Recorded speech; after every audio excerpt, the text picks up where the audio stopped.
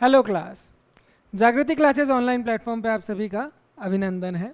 ठीक है, हमने हमारे लास्ट वीडियो के अंदर चैप्टर नंबर 2 को कंप्लीट किया था। आई होप आप सभी लोगों को वो बहुत पसंद आएगा। आप उसे लाइक कीजिएगा, सब्सक्राइब कीजिएगा और शेयर कीजिएगा। ठीक है, अब हम बात करते हैं चैप्टर नंबर 3 का। चैप्टर नंबर 3 क्लास 10 CBSE हमें ये कहता है pairs of linear equations in two variable. Pair of linear equations in two variable. तो सबसे पहले हम चैप्टर का नाम समझते हैं, उसका मतलब क्या है, हम इसके अंदर कौन सी चीज़ों के अंदर डील करने वाले हैं। तो देखिए बेटा, पेयर का मतलब होता है टू।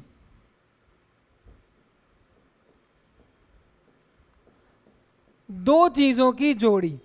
पेयर का मतलब कहलाता है, ये हमेशा जोड़ी कहलाती है, मतलब there will be two linear equations. Linear equation का मतलब क्या है, वह इक्वेशन जिनकी डिग्री कितनी होगी, 1। डिग्री हमेशा क्या रहेगी, 1, that is x to the power 1 और x और y। ठीक है, आप एक्स स्क्वायर के अंदर, अब हम इस चैप्टर के अंदर एक्स स्क्वायर के अंदर डील बिल्कुल नहीं करेंगे। ठीक है, फिर हम बात करते हैं वेरिएबल। वेरिएबल क्या होते हैं, वेरिएबल क्या होते हैं, जिनकी वैल्यू वेरी करती है, जिनकी वैल्यू वेरी करती है, और वो भी कितने होंगे, टू वेरिएबल, मतलब x एंड y। आप p और q भी ले सकते हैं, ऐसा कोई ज़रूरी नहीं है। जो आपको दे रखा हो आप वो ले लीजिए, या फिर जो आपके मन में करे आप वह इच्छा से ले सकते हैं। मैं हमेशा यहाँ पे x और y के साथ डील करूँगा, मैक्सिमम टाइम x और y के साथ डील करूँगा। तो मेरे पास इस बार दो इक्वेशन होंगी, मेरे पास इस बार दो इक्वेशन होंगी, और दोनों इक्वेशंस के अंदर, दोनों इक्वेशंस के अंदर मेरे पास डिग्री कितनी रहेगी, 1, और वेरिएबल्स कितने होंगे, 2। वेरिएबल्स कितने होंगे, 2। तो देखिए क्लास, अब हमें क्या करना है, आप देखना, हम इस बार सारी क्वेश्चंस के अंदर हमें दो वेरिएबल को मानना पड़ेगा। जैसे मान लीजिए हम एग्जांपल लेते हैं, एक एग्जांपल की बात करते हैं कि the age of father is twice the age of his sun.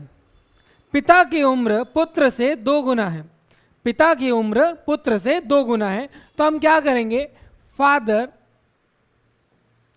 Sun, father और सन, फादर की एज हम कंसीडर कर लेंगे x और सन की एज कंसीडर कर लेते हैं y। तो हम यहां क्या लिखेंगे, according to question, according to question father की एज है वो बच्चे से 2 गुना है, so x is equal to 2y।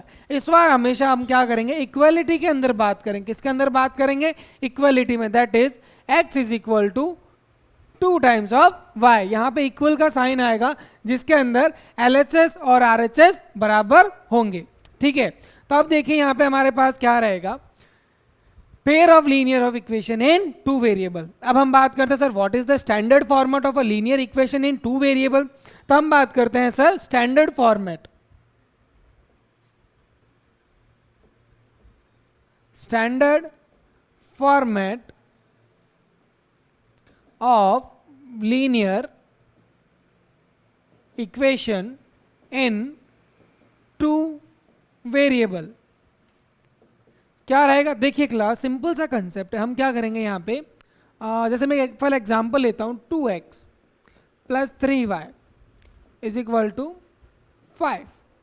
2x plus 3y is equal to 5। तो देखिए क्लास, इसमें क्या रह जाता है, मेरे पास एक ये वेरिएबल आ गया और एक वे वेरिएबल आ गया, एक ये वेरिएबल आ गया और एक दूसरा ये वेरिएबल आ गया।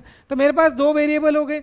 वेरिएबल्स का आगे हमेशा क्या लगता है, कोफिशिएंट। क्या लगता है, कोफिशिएंट। तो मेरा स्टैंडर्ड फॉर्मेट हो जाएगा a1 x plus B Y, और जो कांस्टेंट होगा उसे हम किससे डिनोट करेंगे, c से। उसे हम किससे डिनोट करेंगे, c से। तो ये मेरा स्टैंडर्ड फॉर्मेट हो गया। अब मेरे क्वेश्चन में और मेरे एग्जाम, मेरे चैप्टर के नाम में क्या बोल रखा है, pairs of linear equation in two variable, there will be 2 equation, there will be 2 equation. तो मेरे पास दूसरी इक्वेशन हो जाएगी, ये मेरे पास पहली इक्वेशन हो गई, ये मेरे पास दूसरी इक्वेशन हो गई। अब बात करते हैं सर, हमारे पास पहली इक्वेशन का फॉर्मेट और दूसरी इक्वेशन का फॉर्मेट तो एज इट इज है, एज इट इज हमने अपनी इक्वेशन लिख दी है। तो फिर सर हमें कैसे पता चलेगा पहली इक्वेशन कौन सी और दूसरी इक्वेशन। तो उसके लिए हम क्या करते हैं, यहाँ पे लगा देंगे 1 1 1, और ये सेकेंड इक्वेशन के लिए लगा देंगे 2 2 2। ये कुछ नहीं है बेटा, ये सिर्फ हमारे अलग अलग इक्वेशन को डिनोट करने का अलग अलग तरीका है। हम जिसके पहली इक्वेशन मान लेंगे उनके कोफिशिएंट हो जाएंगे a1 b1 और नेक्स्ट c1 इज कांस्टेंट, और यहाँ पे हो जाएगा a2 b2 and c2 is constant. ठीक है, अब हम क्या करेंगे, थोड़ा थोड़ा चैप्टर हमें कब समझ आना शुरू हो जाता है, जब हम एक्सरसाइज की तरफ चलते हैं। तो अब हम क्या करते हैं, एक्सरसाइज 3.1। हम ज़्यादा एक्सप्लेनेशन हम किसके अंदर समझने की कोशिश करेंगे, एक्सरसाइज 3.1 के अंदर। अब देखिए क्लास यहाँ पे क्या होता है, मैं आपको एक चीज और समझाता हूं। इसके अंदर हमसे पूछा क्या है, रिप्रेजेंट कीजिए,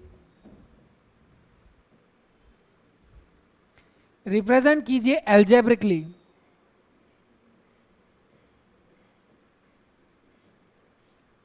और दूसरा है ग्राफिकली। हमें किस में रिप्रेजेंट करना है, एल्जेब्रिकली में रिप्रेजेंट करना है और ग्राफिकली के अंदर भी रिप्रेजेंट करना है। ग्राफिकली मतलब इसमें ग्राफ बनेगा। क्लास 10th के स्टूडेंट हो, आपको ग्राफ बनाना आना चाहिए, चाहे कुछ भी हो जाए। ये बात आप लोग ध्यान रखना, क्लास 10th के स्टूडेंट के लिए एक ग्राफ का क्वेश्चन, एक ग्राफिकल क्वेश्चन जरूर आएगा और वो 3 से 4 मार्क्स का होगा। तो इसके लिए मैं आपको कहता हूं आपको ग्राफ बनाना जरूर आना चाहिए, और अगर नहीं आता है तो आज की क्लास मिस ना करें। आज की क्लास जो बच्चे ध्यान से अटेंड करेंगे उन्हें ग्राफ बनाना जरूर काम आएगा, और ग्राफ आ जाएगा और आगे किसी चैप्टर में अगर हमारा ग्राफिकली काम आएगा तो वहां पे भी आपके हेल्पफुल रहेगा। और एल्जेब्रिक का मतलब होता है आप इक्वेशन को रिप्रेजेंट कीजिए एक्स और वाई में। तो देखिए क्लास, हम सबसे पहला क्वेश्चन पढ़ते हैं। Aftab tales his daughter, Aftab अपनी बेटी को कहता है 7 years ago, 7 साल पहले, I was 7 times as old as you were then, मैं तुमसे 7 गुना था तुम्हारे उस समय की उम्र से। तो सबसे पहले क्या करते हैं अपन, let the age of Aftab be x years and his daughter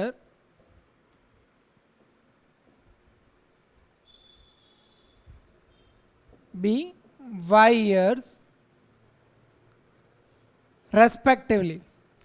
काफी बार बच्चे पूछते हैं सर ये पीछे रेस्पेक्टिवली क्यों लगता है। रेस्पेक्टिवली का मतलब है पहले नाम किसका है आफ्ताब, तो पहले एज क्या है x ईयर्स, बाद में नाम किसका है डॉटर का, तो y ईयर किसकी है, डॉटर की उम्र है। ठीक है क्लास, अब देखिए अब हमें क्या बोला गया है, 7 years ago I was 7 times as old as you were then। तो देखिए क्लास, इसमें हम अब क्या करते हैं, ये हमारे पास क्वेश्चन आ गया। इसमें अब हम क्या करते हैं, आफ्ताब की उम्र हमने कंसीडर कर ली x ईयर, तो डॉटर की ईयर कंसीडर हमने कर ली y ईयर। तब हम क्या करते हैं, एज ऑफ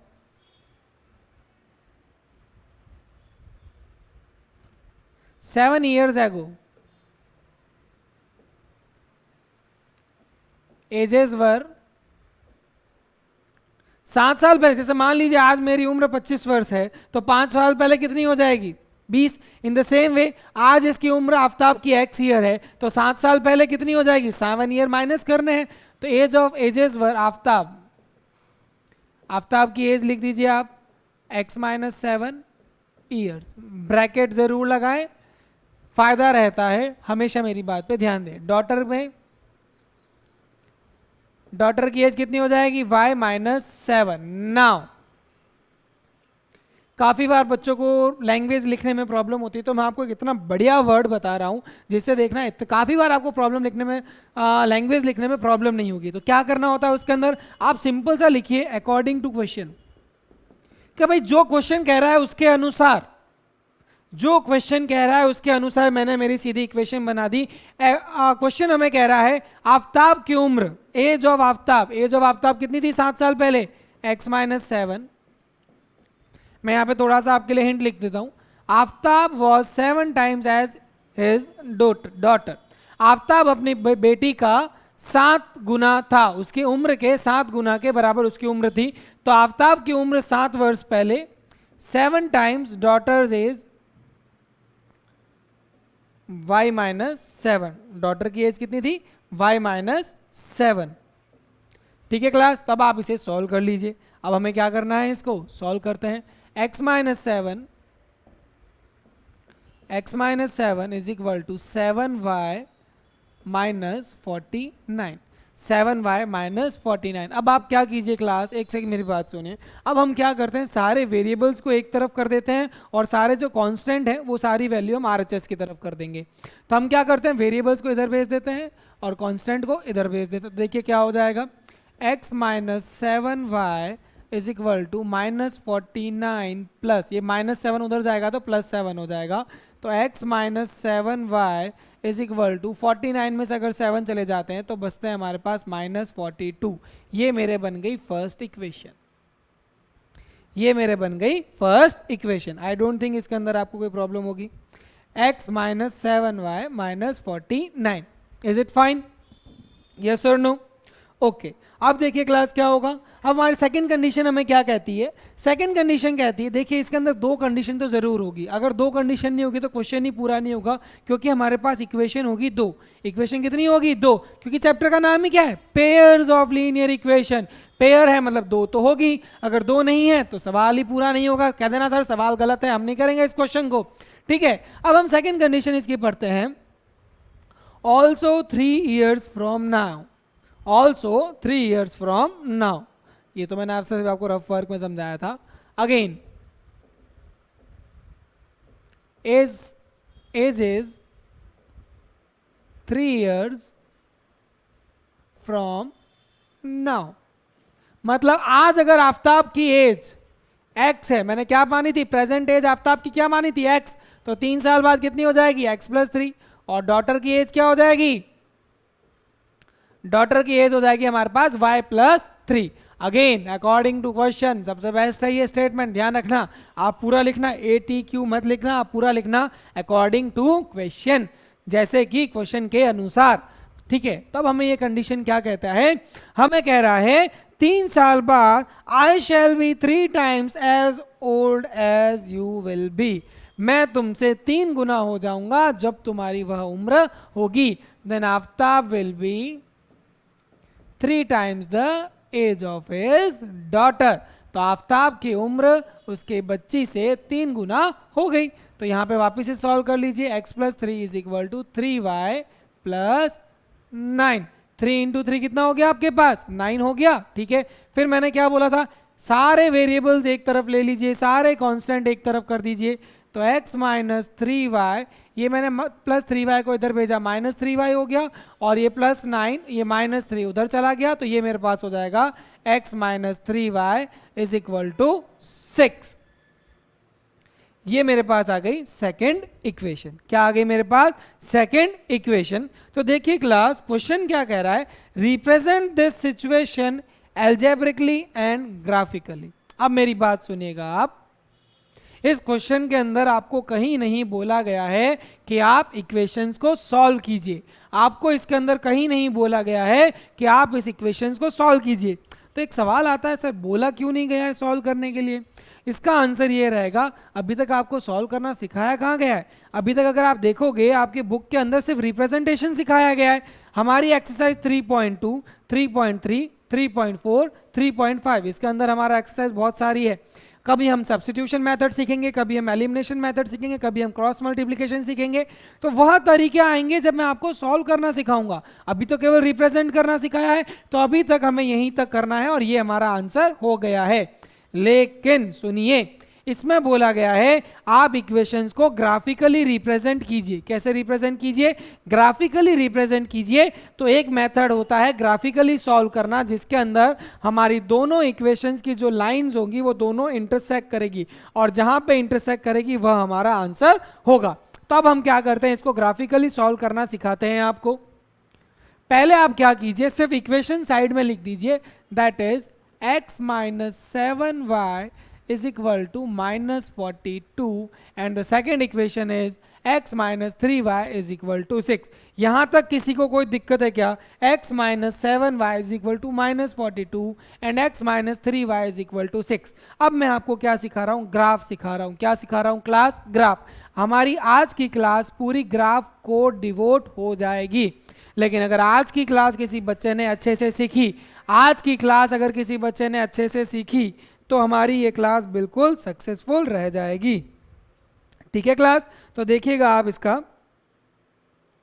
अब हमें क्या करना है, इसके लिए हमें क्या करना होता है बेटा, देखिएगा आप लोग, हमें यहाँ पे x minus 7y is equal to minus 42 हमने कर दिया है। तो देखिए इसमें क्या करना है, हमें क्या करना है, एक वेरिएबल को अलग कर देना। ग्राफ को हर टीचर अलग तरीके से सिखाता है, मैं कैसे सिखा रहा हूं ध्यान देना। मैं आपको कह रहा हूं आप एक वेरिएबल को अलग कर दीजिए। अब सवाल आता है सर कौन से वेरिएबल को अलग करें, उस वेरिएबल को अलग करने की कोशिश कीजिए जिसका कोफिशिएंट 1 हो। आप ट्राई कीजिए, आप कोई भी मेथड अप्लाई कर दीजिए, लेकिन जो मैं सजेस्ट कर रहा हूं वो थोड़ा सा इजी रहता है। देखिए क्लास, यहां पे मेरे पास x का कोफिशिएंट है 1 और y का कोफिशिएंट है 7। तो मैं क्या करता हूं, x is equal to -42 plus 7y।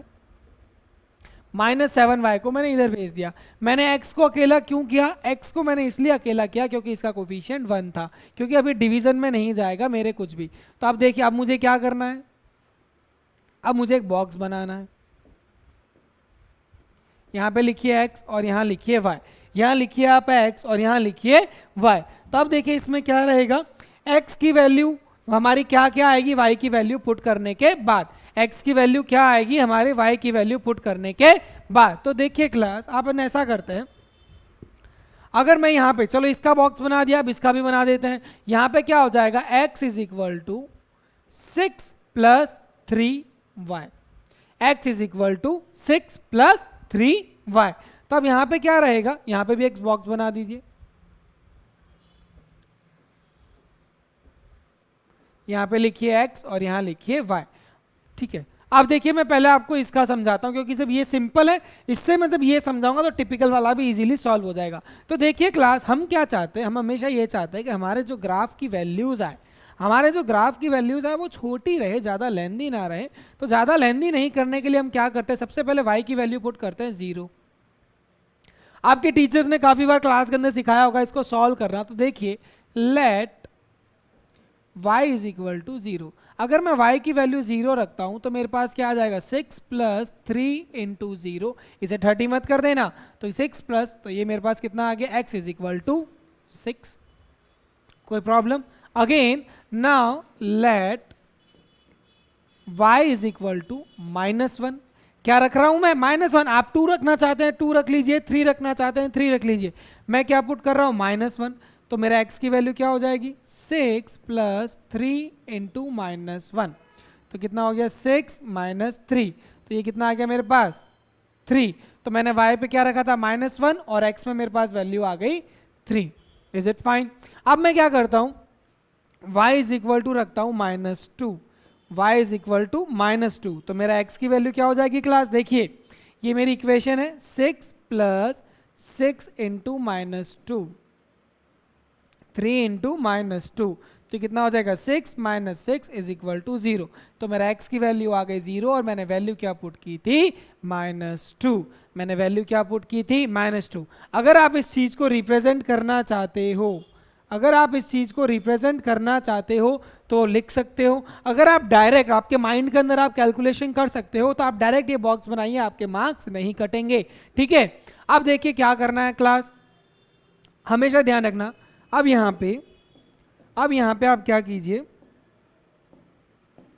यहाँ पे एक अलग से इसको एक बार वापस लिख दीजिए। मेरे कोऑर्डिनेट्स क्या हैं, 6, 0, 3, -1 एंड 0, -2। मेरी आप लोगों से रिक्वेस्ट है, हमेशा ध्यान रखना, पहला कोऑर्डिनेट हमारा x होता है जिसे हम क्या कहते हैं, एब्सिसा, और जो दूसरा ऑर्डिनेट होता है वो कहलाता है y। बच्चे कभी कभी यहाँ पे भी मिस्टेक कर देते हैं, बच्चे पहले y लिख देते हैं बाद में x लिख देते हैं। ये ऐसी गलती मत करना, ऐसी गलती मेरे स्टूडेंट्स तो कभी नहीं करेंगे। ठीक है क्लास, अब देखिए हम इसको सॉल्व करते हैं। मेरे को क्या वैल्यू छोटी चाहिए। अगर मैं 0 पुट करता हूं तो मेरे पास x की वैल्यू आ जाएगी -42। क्या आ जाएगी, x की वैल्यू क्या आ जाएगी, -42। तो मैं एक बार ऐसी वैल्यूज पुट करूंगा ताकि जिससे मेरे पास x की वैल्यू क्या है, छोटी आए। तो देखिए क्लास, मैं यहाँ पे y की वैल्यू पुट करता हूँ, मैं y की वैल्यू अगर पुट करता हूँ 6, देखिएगा क्लास थोड़ी सी दिमाग के अंदर कैलकुलेशन तो चलनी चाहिए। तो देखिए यहाँ पे क्या हो जाएगा, x इज इक्वल टू -42। तो मैं लिखता हूँ यहाँ पे let y is equal to 6। मैंने y को क्या कंसिडर किया 6। अब आपको पता है 7 इंटू 6, 7 इंटू 6 कितना होता है 42। तो यहाँ पे आ गया प्लस का 42, माइनस 42 प्लस 42 मेरे पास आ गया 0, यानी x की वैल्यू आई मेरे पास 0। अब मैं इसको वापस सॉल्व करता हूँ, let y is equal to -5। y को मैंने क्या कंसीडर किया, y को मैंने कंसीडर किया +5, तो यहाँ पे x की वैल्यू क्या आ जाएगी, देखिए x की वैल्यू क्या आएगी, देखिएगा x की वैल्यू आएगी -42 प्लस 7 इंटू 5। यहाँ पे कितना आ जाएगा मेरे पास -42 प्लस 35, कितना है ये मेरे पास -7। ठीक है, अब हम कंडीशन सॉल्व करते हैं थर्ड की। अब हम कंडीशन करते हैं third condition, let y is equal to, अब हम कंडीशन सॉल्व कर रहे हैं, let y is equal to, y पे हम ऐसी कौन सी वैल्यू माने, y पे हम ऐसी कौन सी वैल्यू माने जिससे मेरे पास ज़्यादा बड़ी वैल्यू नहीं आए। तो लगाइए दिमाग, यहाँ पे मैंने 6 कंसीडर कर लिया, 5 कंसीडर कर लिया, अब मैं कंसीडर करता हूँ -8। चलो ठीक है, अगर आपके माइंड में आता है 0 कंसीडर कर ले, 1 कंसीडर कर ले, जो आपकी इच्छा है आप कंसीडर कर सकते हो, कोई भी आपको मना नहीं करेगा। मैं बस आपके सिंपल कोऑर्डिनेट, छोटी वैल्यू के कोऑर्डिनेट्स लाने के लिए इतनी कैलकुलेशन कर रहा हूं। अदरवाइज आपकी जो इच्छा है, मैथमेटिक्स आपको कभी बाउंड नहीं करती। Mathematics it means expansion of your mind. आप अपने दिमाग में जितने भी घोड़े दौड़ाना चाहते हो दौड़ा लीजिए। मैं यहाँ पे कंडीशन फॉलो कर लेते हैं, कौन सी, मैं कंडीशन करूंगा 4। चलिए आप 4 कंडीशन, चलो 4 नहीं अपन 8 मान लेते हैं, चलो कोई दिक्कत नहीं है। -42 मैंने बोला 8 था, अब हम 7 कंसीडर करेंगे, 7 इंटू 7, तो यहाँ पे मेरे पास कितना आया -42 प्लस 49। ये मैंने आपके पास इतनी अलग अलग वैल्यूज़ क्यों प्लेस की, क्योंकि जो आपको पसंद हुआ वो वैल्यू प्लेस कीजिए, कोई दिक्कत नहीं है। और यहाँ पे मेरे पास आ जाएगा -42 प्लस 49, और यहाँ पे मेरे पास आ गया +7। ठीक है क्लास, तो मैंने यहाँ पे क्या प्लेस किया था, y में प्लेस किया था 5, तब मेरे पास आया था -7, और यहाँ पे मैंने प्लेस किया है 7। क्या प्लेस किया 7, तो मेरे पास यहाँ पे क्या आया +7। तो यहाँ पे मेरे पास कोऑर्डिनेट्स क्या आ गए क्लास, कोऑर्डिनेट्स लिखते हैं हम सर 0,6 -7,5 एंड 7,7। ठीक है क्लास, तब आप लोग देखिए हमें क्या करना है, हमें थोड़ा कोऑर्डिनेट्स का ध्यान रखना पड़ेगा। एक बार मैं कोऑर्डिनेट्स थोड़े नीचे लिख लेता हूँ, ताकि मेरे को क्या रहेगा, जब मैं ग्राफ बनाऊंगा तो मेरे लिए हेल्पफुल रहेंगे। कोऑर्डिनेट्स हो गए मेरे 0,6 -7,5 एंड 7,7। ठीक है, और दूसरे हमारे इक्वेशन के क्या रह गए 6,0 3,-1 एंड 0,-2। तो क्लास देखिए ये मेरे पास मेरे कोऑर्डिनेट्स हैं। अब मैं सिखा रहा हूं आपको ग्राफ बनाना। अब मैं क्या सिखा रहा हूं आपको, ग्राफ बनाना सिखा रहा हूं। सो प्लीज़ थोड़ा ध्यान दीजिए, क्योंकि ग्राफ बनाना बहुत ज़रूरी है और थोड़ा इंपॉर्टेंट भी रहता है। तो देखिएगा क्लास, हम क्या करते हैं इसके अंदर। सबसे पहले आपको पता है, क्योंकि क्लास 9th के अंदर इतना आप सीख के आ चुके हैं, सबसे पहले हम बनाते हैं हमारे एक्सिसेस। क्या उनसे क्या बनाते हैं, एक्सिसेस। ठीक है, तो ये आ गया मेरे पास एक्स एक्सिस, इसे कहते हैं पॉजिटिव एक्स एक्सिस, और इसे हम कहते हैं नेगेटिव एक्स एक्सिस। ये मेरी हॉरिजॉन्टल एक्सिस भी कहलाती है।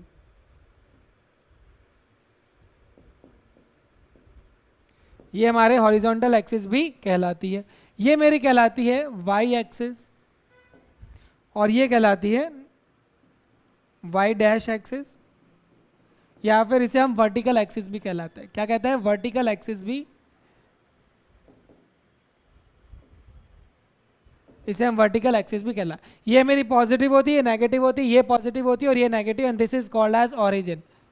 जहाँ पे दोनों आपके एमसीक्यू क्वेश्चंस भी आते हैं एग्जाम के अंदर, तो ध्यान रखना जब भी आपका क्वेश्चन आए, the point where both the axes intersect each other in a cartesian plane of a 2D, then we will call it as a origin. क्या बोलेंगे इसे, ओरिजिन। अब आपको क्या रखना है, इक्वल डिस्टेंस के ऊपर, इक्वल डिस्टेंस के ऊपर। तो देखिए हमारी वैल्यूज़ कितनी ज़्यादा वेरी कर रही है। सर हमारी वैल्यूज़ क्या आ रही है सर, -7 6 इतनी ज़्यादा वेरी कर रही है। तो ठीक है, अपन क्या करते हैं 1-1 का ही गैप ले लेते हैं। अगर आपकी वैल्यूज़ 40 50 60 42 48, तो आप 10-10 का गैप्स ले सकते हैं। मैं यहाँ पे कितने का ले रहा हूँ, 1-1 का गैप ले रहा हूँ। तो ये हो गया मेरे पास 1 2 3 4 5 6 7। यहाँ पे कंसीडर कीजिए, देखिए 1 2 3 4 5 6 7। अब आप एक चीज़ ध्यान रखना क्लास, यहाँ पे आपको जो चीज़ का ध्यान रखना है उसमें देखिए, उसमें ये जो गैप, भले ही आपको मेरी स्क्रीन पे गैप देखिए, मैं मैक्सिमम इक्वल लेने की कोशिश कर रहा हूँ क्योंकि मैं हाथ से बना रहा हूँ, आपको स्केल रूलर या फिर पेंसिल से ही बनाने हैं। ध्यान रखना उसके अंदर गैप में प्रॉब्लम नहीं होनी चाहिए। अब ये मेरे नेगेटिव एक्स एक्सिस है, तो -1 -2 -3 -4 -5 -6 -7 -8। यहाँ पे क्या हो जाएगा, -1 -2 -3 -4 -5 -6 -7। तो देखिए क्लास, यहाँ पे हमें क्या करना है, यहाँ पे अब हमें क्या करना है, सिर्फ ग्राफ के जो हमारे कोऑर्डिनेट्स हैं वो प्लॉट करना है। सबसे पहले मैं इस एक्सिस के ये वाले पहली वाली इक्वेशन के प्लॉट करना, दैट इज 0,6, मतलब x पे होना चाहिए 0 और y पे होना चाहिए 6। तो x पे मेरा 0 ये रहा और y पे मेरा 6 ये रहा। तो इन कोऑर्डिनेट्स को मैं क्या लिखूंगा, 0,6। क्या लिखूंगा, 0,6। फिर मैं बात करता हूं सर मेरा x एक्सिस पे होना चाहिए -7, x एक्सिस पे क्या होना चाहिए, -7। ये रहा सर x एक्सिस पे -7, और मेरा y एक्सिस पे क्या होना चाहिए सर, 5। तो देखिए क्लास, मैं आपको समझाने के लिए स्ट्रेट लाइन डैश लाइन बना रहा हूं, आपको डैश लाइन नहीं बनानी है। तो ये हो गया मेरे -7,5। जब भी कोऑर्डिनेट्स लिखे वहां पे ब्रैकेट बना के मेरे कोऑर्डिनेट जरूर लिखने हैं आपको, अगर मेरे स्टूडेंट्स हो तो आपको जरूर लिखना है। And the last one is 7,7। 7,7 ये रहा मेरा x एक्सिस पे 7, तो इसको भी डैश डैश बनाने की कोशिश कीजिए आप।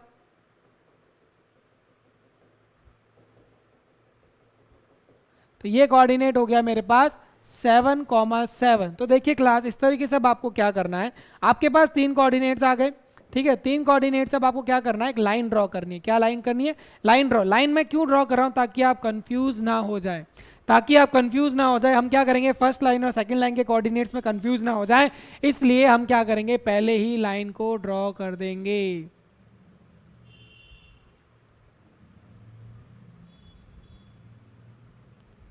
देखिए क्लास, मैं हाथ से लाइन ड्रॉ कर रहा हूं, फिर भी मेरी मैक्सिमम स्ट्रेट लाइन की तरह रिप्रेजेंट कर रहा है। अब ध्यान रखना सर, लीनियर इक्वेशन का ग्राफ थोड़ा कर्वी हो सकता है क्या, थोड़ा कर्व कर सकता है क्या, नहीं। लीनियर इक्वेशन का ग्राफ हमेशा एक स्ट्रेट लाइन आता है। अगर आप स्केल से इस लाइन को ड्रॉ करोगे तो it should be a straight line. अगर थोड़ा सा भी आपका पॉइंट ऊपर नीचे हो रहा है तो देखिए सर हमने कहाँ गलती की है, उसे फाइंड आउट कीजिए और उसे वापस स्ट्रेट करना, ये आपका ग्राफ बिल्कुल स्ट्रेट आएगा, ठीक है। मैं वापस एक स्ट्रेट लाइन ड्रॉ करने की कोशिश करता हूं, क्योंकि आनी तो ये स्ट्रेट लाइन ही है, चाहे आप कुछ भी कर लीजिए, ठीक है क्लास। ये एक स्ट्रेट लाइन हो गई। अब मैं बात करता हूं सर वापस, सेकंड कोऑर्डिनेट्स मेरे कौन से थे, ये हो गए मेरे फर्स्ट कोऑर्डिनेट्स।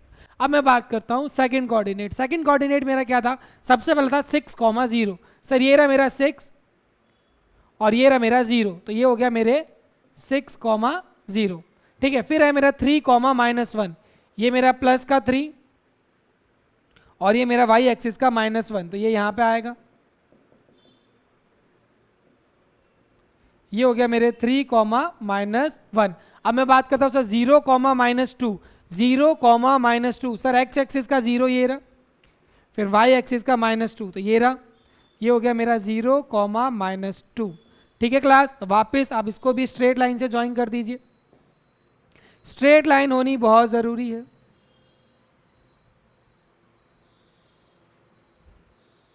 स्ट्रेट लाइन होना बहुत जरूरी है। They both line represent the straight line. अब देखिए क्लास, मेरा क्वेश्चन क्या था, मेरी इक्वेशन क्या बनी थी, मेरी इक्वेशन क्या बनी थी, याद कीजिए।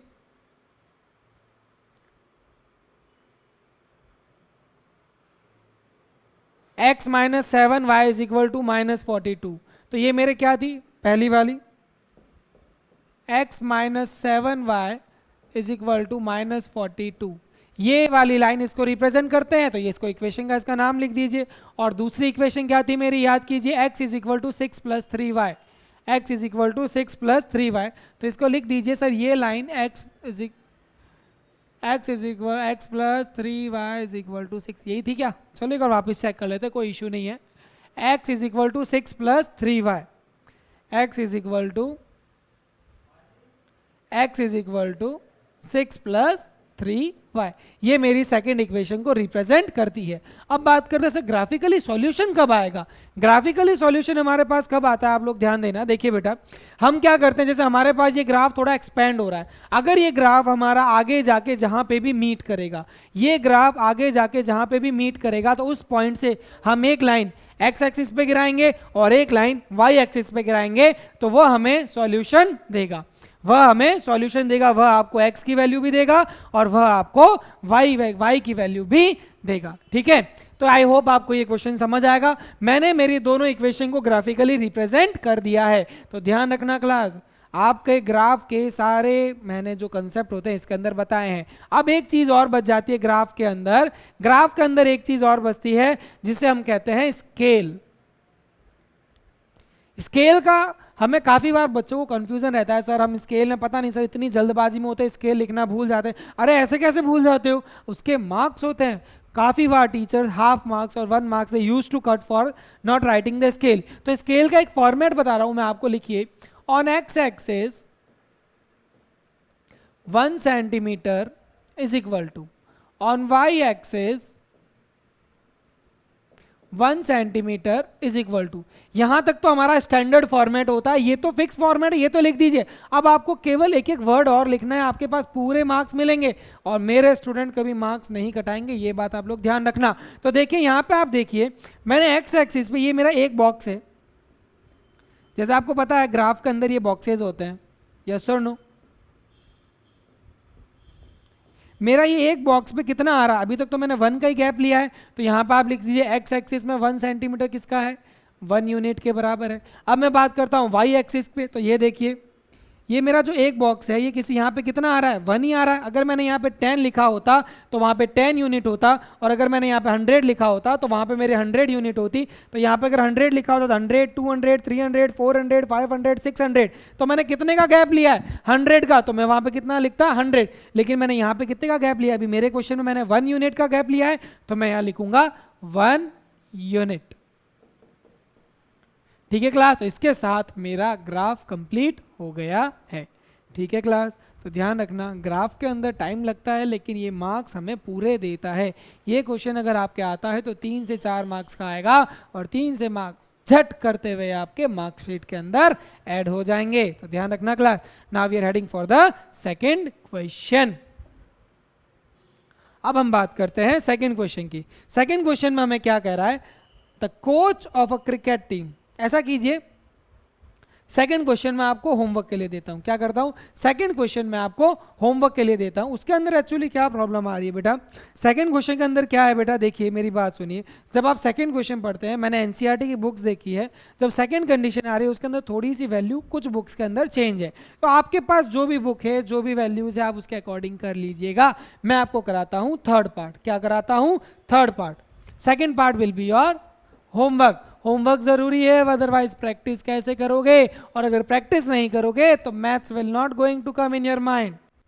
प्रैक्टिस बहुत जरूरी है, हमेशा ध्यान रखना आप लोग। ठीक है, हम बात करते हैं क्वेश्चन नंबर 3। क्वेश्चन नंबर 3 में क्या कह रहा है,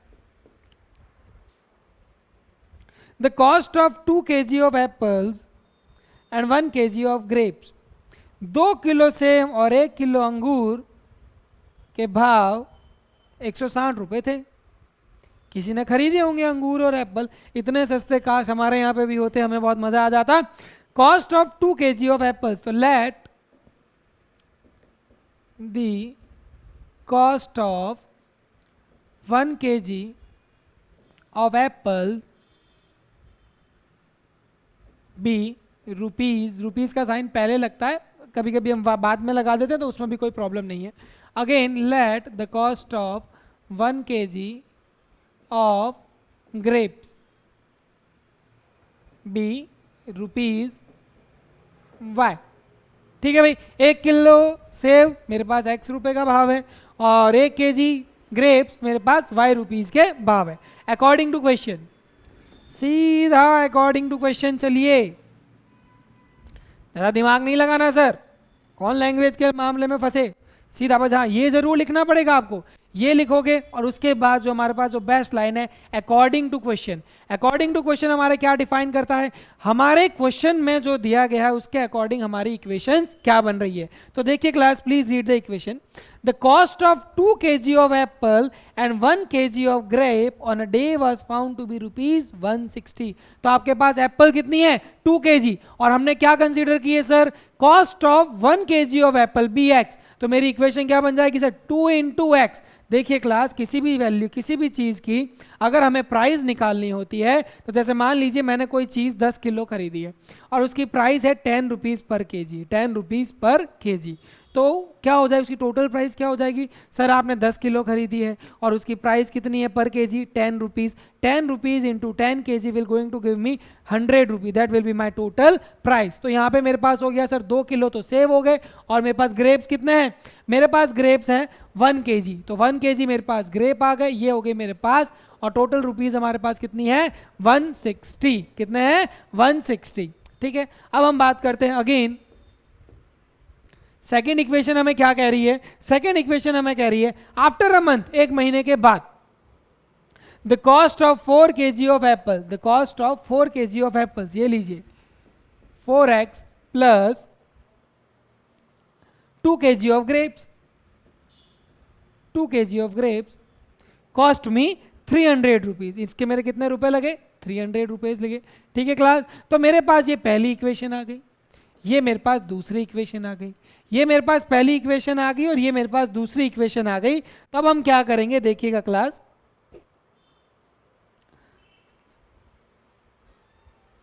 ठीक है, तो अब देखिए क्या रहेगा हमारे पास, दो इक्वेशन आ गई, हमें एज इट इज वापस क्या सॉल्व करना है, ग्राफ के लिए सॉल्व करना है, क्योंकि मैंने रिप्रेजेंट कर दिया और क्वेश्चन में कहीं नहीं बोला गया है कि आप इसकी एक्स और वाई की वैल्यू निकालिए। ध्यान रखना क्लास, एक्स और वाई की वैल्यू मैं तभी निकालूंगा जब मेरे को क्वेश्चन में बोलेगा, अदरवाइज मैं नहीं निकालूंगा।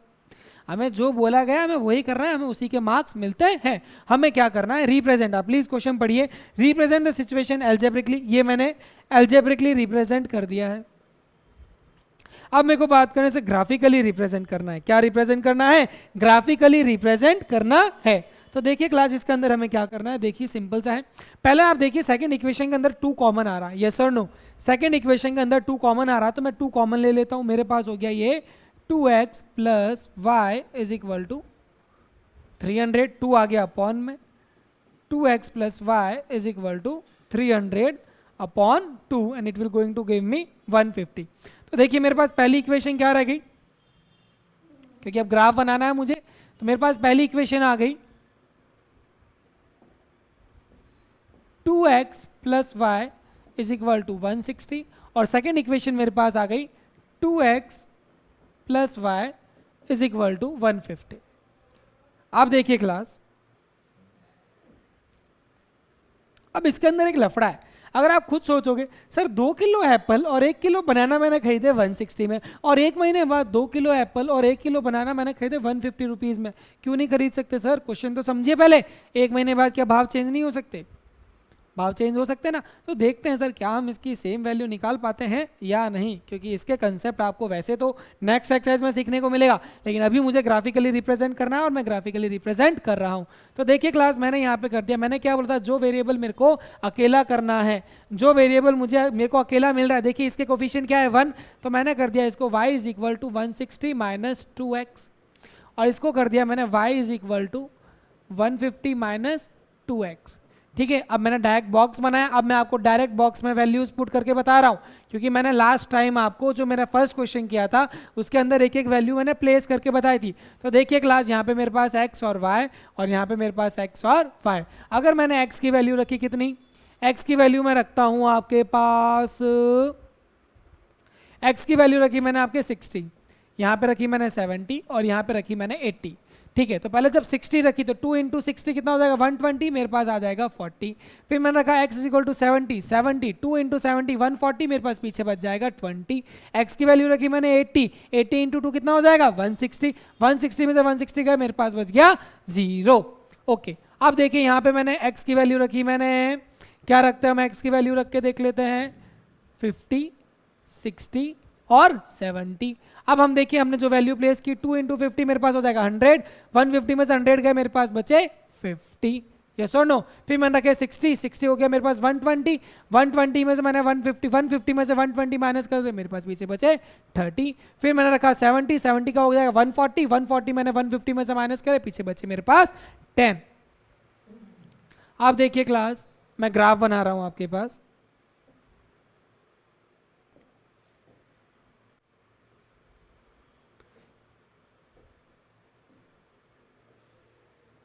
अब मेरे पास देखिए ये हो गया, जैसे मैं गैप ले रहा हूँ इस बार मैं गैप लेता हूँ 20 का। किसका गैप ले रहा हूँ? 20 का। 20, 40, 60, 80, 100, 20, 40, 60, 80, -20 और ये भी हो जाएगा -20, -40। मैंने 20 का गैप लिया, ध्यान रखना क्लास। इसमें मेरे पास नेगेटिव वैल्यूज नहीं है तो इसलिए मैं नीचे थोड़ा ज़्यादा नहीं जा रहा हूँ। तो सबसे पहले मेरे पास है 60, 40, एक्स वैल्यू पे है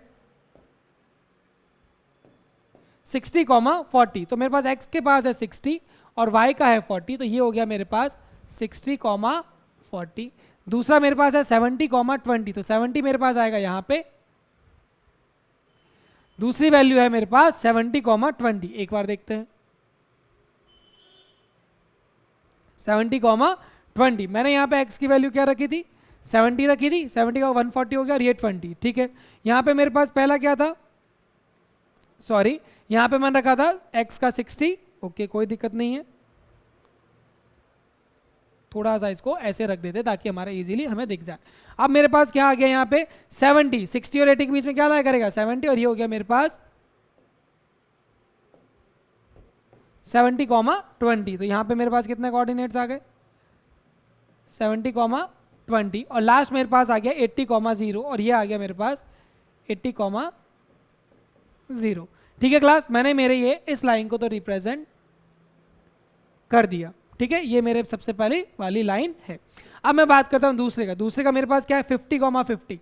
यहाँ से भी 50 इधर आएगा, यहाँ से 50 इधर आएगा। इसको वापस आपके रिप्रेजेंट करना बता दिया, इसको वापस इरेज कर रहा हूँ क्योंकि हमें ऐसे बनानी नहीं है। ये हो गया मेरे पास 50, 50। दूसरा मेरे पास क्या है? 60, 30। ये हो गया मेरे पास 60 और ये हो गया मेरे पास 30, 60, 30। And the next one is 70, 10। ये हो गया मेरे पास 70 और ये हो गया मेरे पास 10। तो क्लास देखिए, दूसरी लाइन अलग पेन से बना के आपको रिप्रेजेंट कर रहा हूं। आप देखिए ये मेरे पास दूसरी लाइन रिप्रेजेंट करती है। अगर आप थोड़ा सा इसके अंदर ध्यान करोगे, ये दोनों लाइन मेरे पैरेलल आ रही है। ये दोनों मेरे लाइन पैरेलल आ रही है। पैरेलल का मतलब होता है नो सॉल्यूशन। नो सॉल्यूशन का मतलब ऐसी कोई भी वैल्यू नहीं होगी जो x और y को सेटिस्फाई करेगी। ये कैसे होगा? ये हम हमारे नेक्स्ट वीडियो के अंदर करेंगे, ठीक है क्लास। इसके अंदर आपके x और y की वैल्यू क्यों नहीं आई, ये हम नेक्स्ट वीडियो के अंदर समझने की कोशिश करेंगे कि सर x और y की वैल्यू क्यों नहीं आई। ये मेरे लाइन रिप्रेजेंट आया। यहाँ पे भी आपको स्केल लिख देनी है। स्केल आप जरूर लिख देना। On x axis 1 centimetre, 1 centimetre किसके बराबर है? 20 यूनिट्स के बराबर है इस बार। और on y axis 1 centimetre is equal to 20 units again. इसके साथ हमारा कंप्लीट हो जाता है। ये मैंने स्केल लास्ट में इसलिए लिखी है ताकि आपको याद रहे, ठीक है क्लास। तो आपका आज के लिए इतना ही, टाइम हमारा कंप्लीट हो गया है। सो आज हमने एक्सरसाइज 3.1 कंप्लीट कर ली है। पैरेलल लाइंस, इंसिडेंट लाइन ये कैसी होते हैं हम हमारे नेक्स्ट वीडियो के अंदर समझेंगे और उसके साथ एक्सरसाइज 3 भी करेंगे। तो आज के लिए हमारे लिए इतना ही काफ़ी है, ठीक है। जागृति क्लासेस पे आपका हमेशा इसी तरह से स्वागत रहेगा। आप हमारे वीडियोस को लाइक कीजिए, सब्सक्राइब कीजिए। थैंक यू बेटा, इट्स टाइम टू से गुड बाय, टेक केयर।